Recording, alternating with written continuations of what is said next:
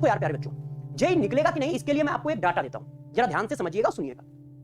JEE mains का paper जो होता है, गौर से सुनिएगा, ये सबसे इंपॉर्टेंट बात है।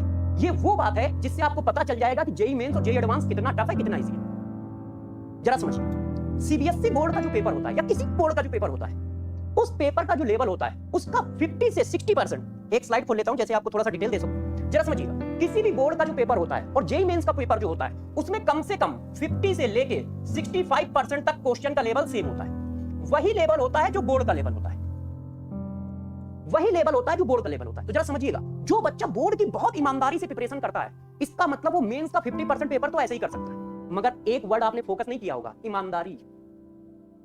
ईमानदारी वर्ड पे तुमने फोकस नहीं किया होगा, तुमने तो सिर्फ इस बात पे फोकस किया होगा, अच्छा बोर्ड का 50 से 65% जेई मेंस में आता है, अब फूल के कुत्ता हो गए होगे, अब मैं निकालूंगा मेंस। इसमें ईमानदारी वर्ड को तुमने कोने में रख दिया होगा, है?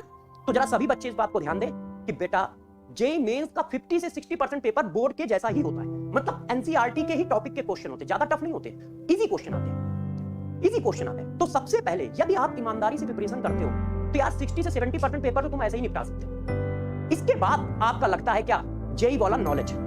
जेई वाला नॉलेज क्या है, मॉडरेट लेवल के क्वेश्चन को सॉल्व करना। और मॉडरेट लेवल के क्वेश्चन जो होते हैं इजी होते हैं, आपसे हो जाएंगे, इसकी गारंटी मेरी है। अभी पढ़ाना शुरू करूंगा, ठीक है, आज की क्लास में तो आईआईटी के हो सकता है एक ही दो क्वेश्चन कराऊं, नहीं तो क्लास में हमेशा आईआईटी के ही क्वेश्चन कराऊंगा। और आप कहोगे क्या सर ऐसे क्वेश्चन आते हैं, तो ये होगा हाँ ऐसे क्वेश्चन आते हैं, ये होगा हाँ सर ऐसे क्वेश्चन। तो पहली बात, कोई भी बच्चा इस बात से ना घबराए कि जेई टफ होता है। अब बात आती है एडवांस की। एडवांस का पेपर यार थोड़ा सा मेंस के कंपेयर में टफ होता है एडवांस का, मगर एडवांस के पेपर को सॉल्व बहुत कम करना पड़ता है। एडवांस के पेपर को सॉल्व बहुत कम करना पड़ता है। मतलब 60% यदि एडवांस का पेपर सॉल्व कर देते हो तो यार तुम एडवांस में सेलेक्ट हो जाओगे 1500 रैंक के आसपास। 60% सॉल्व करने पर मतलब 900 से लेके 1500 के बीच की रैंक आ सकती है।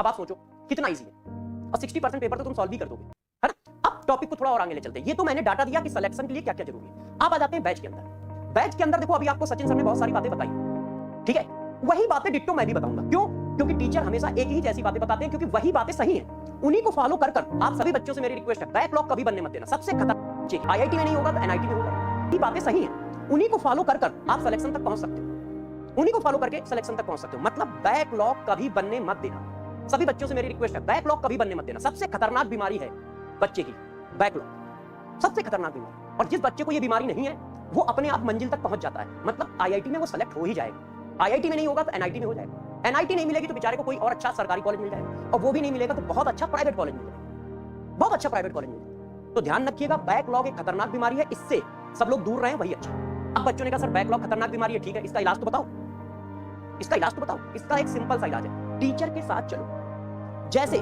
आप चाहे जितना बिजी हो, जरा बताओ खाना खाना भूलते हो?